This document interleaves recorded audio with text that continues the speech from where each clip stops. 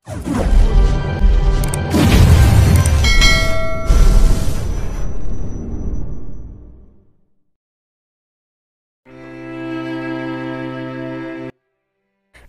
POV?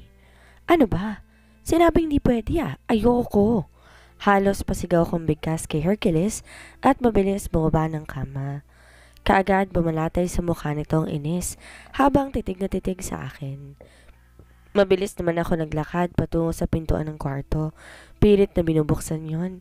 Kaya lang di ko alam kung paano buksan to. Di ko alam ang passcode kaya't naiinis na naihampas ko ang kamay ko sa pintuan ng kwarto. Nagsasayang ka lang ng lakas mo, Bridget. Di ka makakalabas ng kwartong to hanggat di ko sinasabi. Narinig kong bigkas niya habang naglalakad siya palapit sa akin. Mabilis naman akong umalis sa pintuan ng kwarto at umiwas sa kanya. Hercules, ang sama mo. Wala kang isang salita. Di ka marunong tumupad sa usapan. Naiinis kong wika sa kanya. Lalong dumagundong sa kaba ang puso ko na makita kong kaagad siyang napangisi. At ikaw, anong tawag sa'yo? Basta maralang nalayo sa akin ng mga anak ko. At sa palagay mo ba natutuwa ako sa ginawa mo? No, Bridget. Ngayong nandito ka na sa poder ko, hindi na ako papayag pa na hindi ko makuha lahat ng nais ko. Mga anak ko, pati na rin ikaw. Seryoso niyang bigkas sa akin at halos inisang hakbang niya lang pagitan namin at mabilis akong hinawakan sa braso. Di na ako nakapalagpa nang sapilitan niya akong hilahin papuntang kama. Tinulak niya ako kaya naman pinatihaya akong napahiga kasabay ng pagdagan niya sa akin. Para naman nala ito, idedemanda kita. Subukan mo lang gawin kung ano man yung iniisip mo, Hercules. Galit kong bigkas habang pilit na tinutulak siya. Go! Gawin mo. Di kita pipigilan at para may basihan ng demandang sinasabi mo, hayaan mong gawin ko ang gusto ko. Nakangisi niyang bigkas sa akin, sabay ng paglapat ng labi niya sa labi ko. Kagad namang nanlaki ang mga mata ko dahil sa ginawa niya. Kakaibang damdamin ang kaagad lumukob sa bukong pagkatao nang maramdaman kong nag-uumpisa ng gumalaw ang labi niya. Pilit tinutudyo ng dila niya ang nakatikom kong bibig pero wala. Wala akong balak patulan ng panglalandi niyang to. For sure kapag hinayaan ko siya, tiyak sa sunod na mga buwan, buntis na naman ako nito at ayoko nang mangyari yon. Ang hirap kaya maglihi at hindi ako sure kung hanggang saan at kailan ako po pwedeng manatili sa tabi niya. Baka bukas or makalawa, aayawan niya na naman ako at hindi ko matatanggap yon. Come on, Bridget. I need you. I really need you. Narinig kong bigkas niya nang pansamantala niyang iwan ang labi ko. Yun nga lang, di ko na napaghandaan pa ang sunod niyang ginawa. Ang leeg ko na kasi ang sunod niyang pinapak. Parang may libo-libong boltahe ng kuryente ang kaagad lumukob sa bukong pagkatao dahil sa ginawa niyang yon. Hercules, no! Bigkas ko habang habol ang aking paghinga. Konting-konti na lang talaga at mawawala na ako sa sarili ko. Nag-uumpisa na kasing umusbong ang pagnanasa sa aking kaibuturan. Yes, sweetheart. Bigkas niya bago niya muling hinalikan ng labi ko. Naramdaman ko na lang na tinutugon ko ang halik niya. Lalo naman siyang naging mapusok na lalong nagpawala sa aking sistema. Bigla na lang akong nawala sa wisyo. Bahala na. Wala naman sigurong masama kung pagbibigyan siya. Isang beses lang naman. Promise isang beses lang at hindi na mauulit ito. Sa susunod na lang ako iiwas basta't ang importante, masaya ako ngayon. Mahigit 3 taon na hindi nakatikim ang katawan ko at sobrang namiss ko rin talaga. Sobrang namiss ko si Hercules at ayaw ko nang sayangin pa ang pagkakataon na muli kong maramdaman siya. Gusto kong malasap ang langit sa piling niya. Gusto kong matikman ulit ang langit sa mga kamay ni Hercules. Mahal na mahal ko ang lalaking ito at bahala na ang bukas. Ilang saglit pa sabay na naming narating ang rurok. Parehong habol ang aming hininga. Fertile pa naman ako, kaya't delikado talaga. Di ako makapaniwala sa bilis ng pangyayari. Muli kong naipagkaloob kay Hercules ang katawan ko at alam kong hindi na ako makakatakas pa sa kanya. Di ko mabilang kung ilang beses akong inangkin ni Hercules. Hindi ko rin mabilang kung ilang beses niyang ipinaranas sa akin ang langit sa piling niya. Walang kasawa-sawa at nakatulog na lang ako dahil sa pagod. Kinaumagahan nagising ako, wala na siya sa tabi ko. Wala sa sariling napabangon ako ng kama at muli ring napahiga ng naramdaman ko ang pananakit ng buo kong katawan. Di ko mapigilang mapapikit ng aking mga mata nang maalala kong nangyari sa aming dalawa ni Hercules kagabi. Ilang beses niya pala akong inangkin at di ko alam paano siya pakikihirapan ulit mamaya. Muli akong bumigay at hindi ko alam ano na ang mangyayari sa aming dalawa ngayon. Wala sa sariling napatitig ako sa orasan na nasa bedside table at agad ako napabangon ng kama nang mapansin kong halos 10:00 na pala ng umaga. Tanghali na at eto ko, nakailata pa rin sa kama niya. Kung bakit naman kasi di ako ginising ni Hercules? Nasaan na kaya siya? Bakit wala siya sa tabi ko? Don't tell me na bas niya na lang akong iniwan dito sa loob ng room niya. Ang alam ko, bawal akong pumasok sa kwartong to. Pero bakit dito niya ako dinala? Paano ako makakalabas ngayon, gayong di ko alam ang passcode ng pintuan? Kahit na masakit ang aking katawan, pinili kong bumaba ng kama at dahan-dahan na naglakad patungo sa banyo. Piling ko muli ako na divergenize ni Hercules kagabi or baka dahil sa paulit-ulit na pag-angkin niya, kaya't para ako naubusan ng lakas ngayon. Ginawa kong aking morning routine dito sa loob ng banyo ni Hercules. Napansin kong kompleto ako sa gamit dito sa loob ng banyo. Mula sabon, pang-hygiene at beauty products meron din. Nakaseal pa nga kaya imposibleng ginagamit ng mga to ni Hercules. Pagkatapos kong gawin ang aking morning routine dito sa loob ng banyo, lumabas na rin ako. Nilibot kong tingin sa buong paligid ng kwarto at gano'n na lang ang gulat ko nang mapansin ko na may isang bungkos ng white roses, maayos na nakapatong sa may center table. Nagtatakang naglakad ako patungo doon at dahan-dahan dinampot ang naturang bulaklak at gano'n na lamang ang gulat ko nang mabasa ko ang note galing kay Hercules at para sa akin na naturang bulaklak. Simpleng take care lang naman na nakasulat pero nagbigay yun sa akin ng di may paliwanag na tuwa. First time niyang bigyan ako ng bulaklak kaya hindi ako makapaniwala. Nasaan na kaya siya? Baka pumasok na ng opisina. Sa bagay, tanghali na pala kaya't siguradong nasa opisina na siya. Nasa ganun akong ayos nang makarinig ako ng mahinang katok sa pintuan ng kwarto. Wala sa sariling naglakad ako patungo sa doon at binuksan yon. Laking tawa ko pa nga dahil hindi nakalak so ibig sabihin malaya ako makakalabas sa kwarto niya kung gugustuhin ko. Pagkabukas ko sa pintuan ng kwarto, mumungad sa akin isa sa mga kasambahay. May bitbit na isang tray at may lamang pagkain. Good morning ma'am, breakfast niyo po. Kaagad na wika niya sa akin.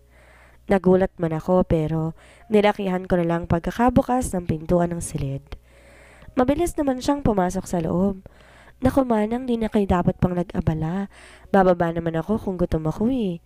Nakangiti kong wika sa kasambahay. Eh naku ma'am, utos po to ni Sir Hercules. Maraming beses po siyang tumawag para i-check kung gising na kayo. Binilinan din kami na dalhan kayo ng breakfast dito sa kwarto. Sakali mang gising na po kayo. Nakangiti niya namang sagot sa akin. Wala sa sariling napatango ako at agad na nagpasalamat sa kanya. Anong drama kaya itong ginagawa ni Hercules? Bakit bigla na lang siyang bumait? Talagang nagbibilin pa siya sa kasambahay. Dadalan ako ng makakain? May pabulaklak na nga, may pagkain pa. Sweet na naman. Parang feeling ko tuloy ngayon napaka-special ko sa kanya. Kahit nagtataka sa kakaibang pagtrato ni Hercules sa akin. Ngayong umaga, kinain ko na lang ang breakfast dala ng kasambahay. Gutom na rin ako at sayang naman kung di ko kakainin. Pagkatapos kong kumain, muling bumalik ang kasambahay sa kwarto para kunin ang mga kubyertos na ginamit ko. Kagad naman ako nagpasalamat sa kanya at tinanong ko na rin kung nasaan ang mga anak ko. Sina Selena at Stel daw inihatid ng driver ni Mommy Susan kaninang umaga. Nasa kwarto daw ang mga to at nanonood ng paborito nilang palabas sa telebisyon. Samantalang si Baby Althea naman inaalagaan ni Tonya. Mukhang mas napabuti ang kalagayan ko ngayon sa piling ni Hercules. Bigla ako nagkaroon ng katuwang sa pag-aalaga sa mga bata which is ilang taon ko rin ginampanan na mag-isa lamang ako. Pagkatapos kong kumain, nagpa siya rin akong bumalik ng sarili kong kwarto. Maliligaw muna ako bago ko puntahan ng mga bata sa kwarto nila. Kahit na may kutong na ako sa pag-aalaga sa kanila, gusto ko pa rin iparamdam sa kanila na nasa tabi lamang nila ako, handang umalalay sa lahat ng mga pangangailangan nila. Wala naman akong ibang hangad kung hindi ang mapabuti sila eh. Bukas na bukas din, dadalhin ko sila sa dati nilang eskwelahan. Ipapa-enroll ko sila. Kagad na nilang magbalik eskwela dahil baka bala ko rin talagang muling magtrabaho sa kumpanya namin ni Kuya Clifford. Wala akong balak na magkapaburo dito sa mansyon. Pagkatapos kong maligo at makapagbihis ng komportabling damit, kagad kong pinuntahan sina Stel at Selena sa kanilang kwarto. Naabutan ko silang abala sa kanilang pinapanood, pero kaagad ko ring naagaw ang atensyon nila sa pagpasok ko sa loob ng kwarto. "Mommy, I miss you," malambing na wika ni Selena. First time siyang naglambing sa akin ng ganito sa loob ng 3 taon, kaya hindi ko maiwasan makaramdam ng tuwa. "I miss you too. Can I talk to you guys?" Nakangiti kong wika sa kanila. Napansin ko pang nagkatinginan ng dalawa at si Stel na nag-off ng telebisyon at sabay silang humarap sa akin. "Ano po yon, Mommy?" Bakas ang pagtataka sa mukha ni Stel sa tanong niya sa akin. Humugot muna ako ng malalim na buntong hininga bago ko nagsalita. "I just want to ask kung happy ba kayo dito sa mansyon?" Nakangiti kong tanong sa kanila. Magkasabay naman silang tumango. "Yes, Mommy. We are happy po kasi kasama na natin si Daddy. Sana ganito na lang tayo palagi. Sana nasa tabi natin si Daddy palagi." Si Stel na ang sumagot. "Yes, I promise. Palagi natin makakasamang daddy nyo simula nang tumira na tayo dito sa mansyon. Kaya lang pwede ba akong humiling sa inyo mga anak?" Nakangiti kong sagot sa kanila. Napansin kong nagkatinginan pang dalawa at sabay na tumango. "What is it po, Mommy?" Tanong ni Selena. "Napansin kong di magandang pagtrato nyo kay Alina kahapon. Why? Galit ba kayo sa kanya? She's nice naman at kalaro nyo rin siya before." Kagad kong sagot habang nagpapalipat-lipat ang tingin sa kanilang dalawa. Gusto kong basahin ang ekspresyon nila para malaman ko kung ano ba talaga ang nangyayari sa dalawang to. Bakit hindi okay ang pakikitungo nila kay Alina kahapon? "Alina is an outsider, Mom. Di namin siya kapatid at mas love siya si Lola Susan compare sa amin." Nakalabing sagot sa akin ni Selena. Di ko naman maiwasan na magulat sa sinabi niya. "Baby, no. Hindi outsider si Alina, kapamilya din natin siya dahil si Daddy Hercules ang nagpalaki sa kanya." Nakangiti kong sagot. Hanggat maaari gusto ko maging close ulit silang tatlo. Nasa isang lugar lamang sila at ayokong magkagalit sila. "No, di natin sila pamilya, Mommy." Ang mommy ni Alina ang reason kung bakit hindi namin nakasama si Daddy ng maraming taon. At tinulak din ng mommy niya si Selena sa pool noon. "I hate her. I don't like her, Mom." Seryosong sagot naman ni Stel. Lalo naman akong nawindang sa naging sagot niya. Ilang taon na ba ang mga anak ko? Sa susunod na 2 buwan pa lang sila magta 10 years old at ang mga katagang sinabi nila ngayon para bang mature na sila. Babies, look. Walang kasalanan si Alina sa mga nangyari. She's innocent at ayokong nakikitang sinusungitan niya siya. Seryoso kong wika sa kanilang dalawa. Di naman nakaligtas sa paningin ko ang pagsimangot ni Selena. Kagad ko rin siyang pinukol ng nagbabantang tingin. "Promise me, babies. Wag na wag niyong aawayin si Alina. Kung tutuusin, mas maswerte pa rin kayo kumpara sa kanya. May matawag kayong daddy at mommy. May Uncle Clifford at Uncle Lucas din kayo. Nandyan din si Lola Susan samantalang si Alina, wala siyang mommy. Tapos wala rin sa paligid ang daddy niya. Mabait din naman siya at gusto niya kayo maging friends. Kaya please, wag niyo na siyang awayan, ha? Kung hindi, magtatampo talaga ako sa inyo." Mahaba akong wika sa kanila. Umaasa ako na sana makinig sila sa akin. Ayokong lumaki sila na di maayos ang pakikitungo nila sa kapwa nila bata. Napansin kong muling nagkatinginan ng dalawa kasabay ng pilit na pagtango. "Okay po, Mommy. Di na namin naawayin si Alina." Mahinang sagot na Selena. Napatingin naman ako kay Stel. "Yes, Mommy. Friends na po ulit kami ni Alina." Napipilitan niyang sagot. Di ko naman maiwasan na mapabuntong hininga. Di ako kumbensido sa sagot ng dalawa pero kailangan ko pa rin silang gabayan. Alam ko labas sa ilong ang sagot nila sa akin ngayon. Pagkatapos kong makausap ang dalawa, nagpasya na akong iwan sila dito sa kwarto para puntan si Baby Althea na nasa pangangalaga ni Tonya. Mabuti na lang talaga. Sanay si Tonyang mag-alaga ng bata, kaya hindi ako hirap ngayon. Kaya lang, pagkalabas ko ng kwarto ni Selena at Stel, dalawang kasambahay ang sumalubong sa akin. May bitbit silang mga paper bags na may nakasulat galing sa isang kilalang brand. Actually, signature brand. Ma'am, ipinabibigay po ni Sir Hercules para sa inyo. Kaagad na bigkas ng isa sa kanila. Di naman ako makapaniwala sa narinig. Anong para sa akin? As in, para sa akin lahat ng to, ay di naman gawain ni Hercules magbigay ng gift? Sa buong taong nagsasama kami bilang mag-asawa noon, never niya ako binigyan kahit isang regalo. Para sa akin, bakit daw? Nagtataka kong tanong. Wala rin namang okasyon para bigyan niya ako ng regalo. Inihatid po ito ng personal secretary ni Sir kanina, ma'am, at pinabibigay daw ni Sir Hercules sa inyo? Nakangiting sagot ng isa sa kanila. Wala sa sariling napabuntong hininga ko sabay tango. Ipasok nyo na lang sa kwarto. Mahina akong sagot at mabilis silang talalikuran. Di pa rin kasi talaga kayang i-absorb ng utak ko na binigyan ako ng regalo ni Hercules. Para saan? Alam kong di biro ang halaga ng mga bagay na yon. Hindi lang isa or dalawang paper bags ang bitbit ng dalawang kasambahay. Marami yun at alam kong lahat puro mamahalin. Ano kayang nakain itong si Hercules? Nagtalik lang kami kagabi tapos kung ano-anong regalo na mga binibigay.